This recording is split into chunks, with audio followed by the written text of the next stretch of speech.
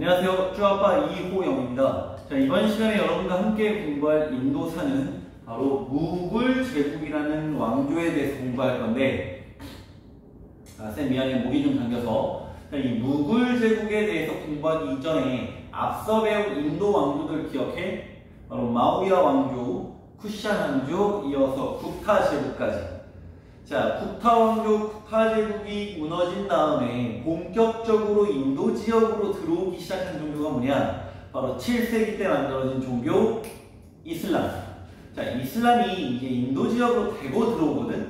그러면서 이제 인도 지역 내에서도 이슬람 종교의 영향을 받는 이슬람교를 믿는 왕조들이 많이 생겨. 여러분 교과서 보면 뭐 이슬람 세력의 인도 왕조들이라고 해서 뭐 가지니 왕조, 고르 왕조, 뭐 델리 술탄 왕조들이 있는데 내용 자체가 많지 않아. 가볍게 한번 교과서 읽어주는 정도로 해도 충분할 것 같아. 자, 바로 이 중에서 나름 규모가 컸던 이슬람교를 믿는 인도 지역의 왕조가 어디였냐? 델리 술탄 왕조였는데 이 델리 술탄 왕조를 멸망시키고 나온 나라가 바로 이 무굴 제국이야. 자, 먼저 이 바부르라는 사람이 바로 이 무굴 제국을 만든 사람이야. 바로 건국자지.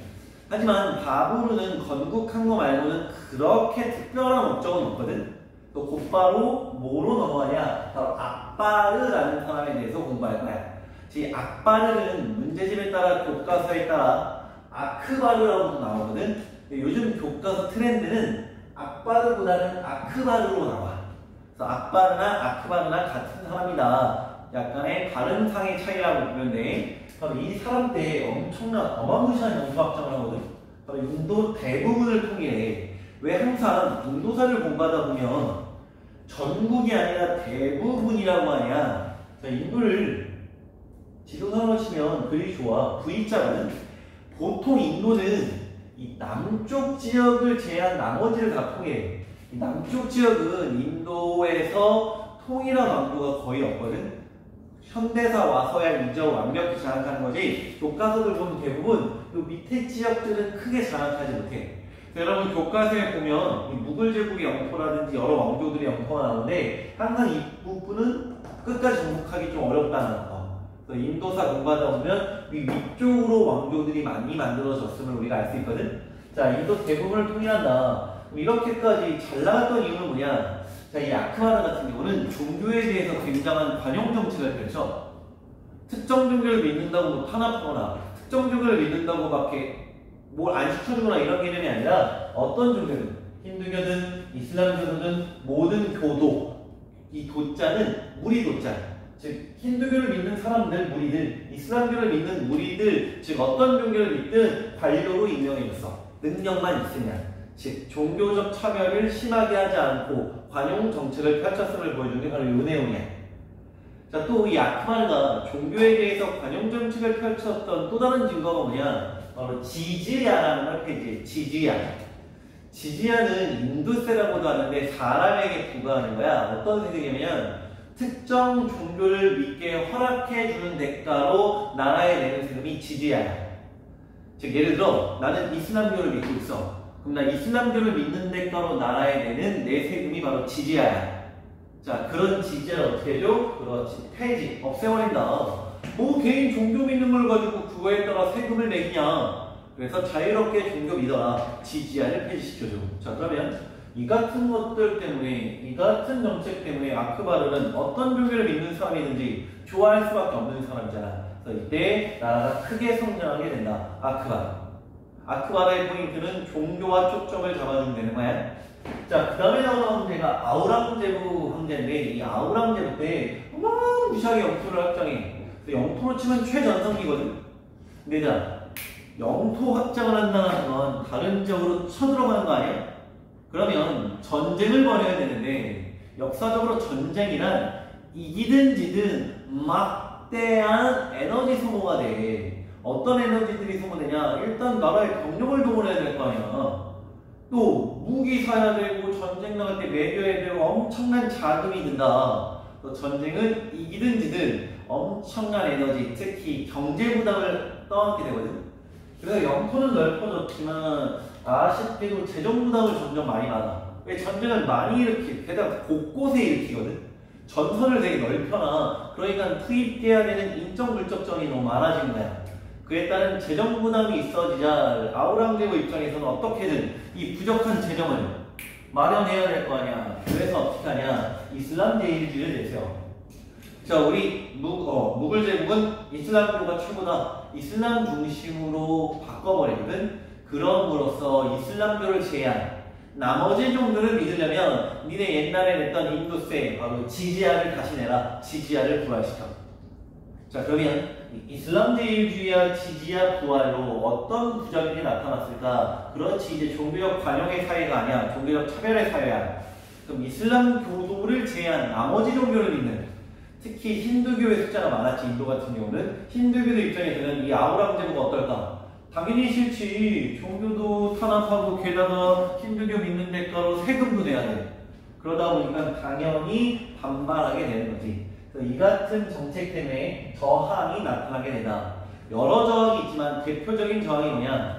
시크교도의 반란. 이 시크교는 좀 이따 배우겠지만 이 무굴 제국 시기에 만들어진 신생 종교야. 어떤 종교냐면 기존의 인도 지역에 많은 신자들이 있던 힌두교와 그리고 7세기 이후에 만들어진 종교로서 인도에 들어와 많은 영향을 미친 이슬람교.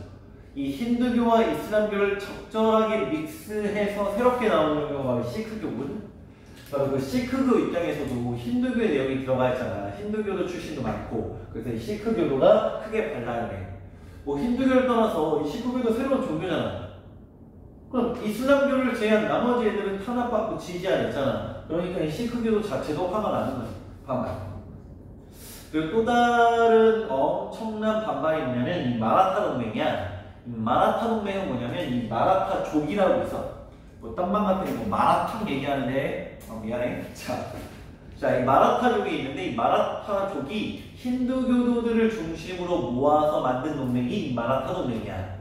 자, 힌두교도를 중심으로 모았다 그랬지. 힌두교도들 입장에서는 이 아우랑제부의 정책이 싫잖아. 그러니까 저항했던 거지. 이 시크교도 반란과 마라타 동맹. 이 무굴 제국이 얘네 잘 진압하지 못해. 그래서 결국 얘네 이후로 점점 무굴 제국은 쇠퇴하기 시작한 거지. 자, 여기까지가 무굴 제국의 정치사. 자, 인물로 치면 마부르 악바르 혹은 다른 말로 아크베르. 마부르 아크베르 아우랑제부에 대해서 기억할 수 있는가? 이게 무굴 제국 정치사의 포인트. 자, 공부할 때 종교를 중심으로 관용과 탄압의 그 흐름을 잘 정리하면 공부할 때 도움이 될 것 같아. 자, 이어서 이 무굴 제국의 문화 파트에 대해서 공부할 건데, 자, 문화 중요하지. 자, 바로 힌두교와 이슬람 문화가 믹스가 됐던 게 무굴 제국 문화다. 그걸 보여주는 대표적인 상징, 핵심 문화재가 뭐냐? 바로 이 타지마할. 이 타지마할은 사실 여긴 안 적었지만 무굴 제국의 형제 중에 샤자한이라고 있어. 이 샤자한이 자기 왕비가 죽자 그 왕비의 묘당을 만들어준 게 이 타지마할이야. 우리 타지마할 묘당이라고 하잖아. 즉 어떻게 보면 죽은 사람 거기 모셔놓고 거기다 이제 제사하고 추모하려고 만든 거거든. 지금으로 치면 뭐 장례공원 같은 거야. 근데 그걸 엄청난 예산과 엄청난 여러 예술가들을 동원해서 만든 게 바로 이 타지마할인 거지. 자, 내 친구 중에 한번 실제로 본 친구들이 있는데 내가 수업 중에도 얘기했지만 정말 끝내주네. 죽기 전에 꼭 한번 가보라고 하니까 여러분 나중에 시간 됐을 때 한번 가서 보는 것도 좋을 것 같아. 바로 역사적으로 정말 유명한 건축물들 중에 하나가 바로 타지마할이야. 그리고 직접 본 적은 없어서 뭐라 얘기를 못하겠는데 교과서 사진만 봐도 진짜 아름답거든. 자, 이거 게다가 순백 하얀색의 전체 건물을 다 대리석으로 줬어. 이거 어마무시하게 들었겠지. 자, 꼭 한번 나중에 가서 봐봐. 타지마할. 그 다음 밑에 무굴회화라는 게 유행하는데 무굴 제국에서 유행한 그림 스타일이야. 그냥 간단히 설명하면 그냥 뭐 힌두교, 이슬람교의 색채 속에 포인트는 세밀, 굉장히 자세하게 그리는 건데 이 세밀화의 내용이 들어가는 게 무굴회화인데 사실 이 세밀한 부분은 인도보다는 페르시아 지역에서 굉장히 유행하는 거거든. 그게 들어온 거야. 그게 들어와서 기존의 인도 회화와 합해져서 만든 게 무굴회화. 그다음 이 무굴 제국이 썼던 언어들은 뭐냐? 페르시아어, 우르두어 같은 거를 같이 썼다는 거. 일반적으로 페르시아는 뭐 공식 외교 문서라든지 좀 높은 지배층들이 썼던 단어고 우르드어는 135. 그 정도로만 보면 될 것 같아. 자, 그 다음 시크교. 아까 말한 시크교는 이때 무굴 제국 때 처음 나온 종교야. 포인트는 힌두교와 이슬람교가 믹스되었던 종교다. 또 이 시크교의 특징이 황금. 이 시크교도들이 모이는 그 본산, 그 시크교의 성지 같은 사원이 있거든. 그 이름 자체가 황금 사원이야. 황금으로 싹 장식되어 있는데 황금을 시그널이니까 황금을 심볼, 상징으로 하는 종교가 바로 시크교도인데 시크교도의 또 특징 중에 하나가 뭐 이렇게 어려운 사람들 좀 많이 도와주는 좀 이런 식의 내용이기도 해요. 지금까지도 시크교도들을 믿는 사람들이 꽤 있는데 자, 여기까지가 무굴 제국. 자, 무굴 제국을 공부할 때 일단 포커스는 크게 두 개. 첫 번째, 정치사. 왕들, 황제들을 가지고 구별할 수 있는가. 두 번째, 무굴 제국이 갖고 있던 문화적 특징. 자, 정치와 문화로 나눠서 공부하면 될 것 같아. 자, 여기까지가 인도의 굵직굵직한 왕조들이었거든. 바로 마우리아 왕조, 쿠샤 왕조, 구타, 그 다음 무굴.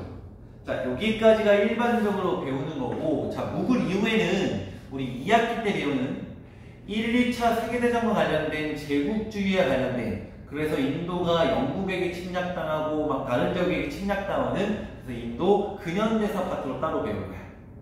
그래서 1학기 때까지는 근현대사 직전 무굴 제국까지만 잘 정리하면 된다는 거. 자, 이번 주 날씨가 꿉하고 꾸리꾸리한데 건강 잘 챙기고 언제나 파이팅하고, 진짜 중요한 건 수업 듣는 게 아니야. 이 수업 끝난 다음에 복습을 하는 게 정말 중요하다. 아무리 좋은 수업도 복습을 하지 않으면 전혀 쓸모없는 수업. 자, 복습 잘하자잉. 자, 안녕. 파이팅!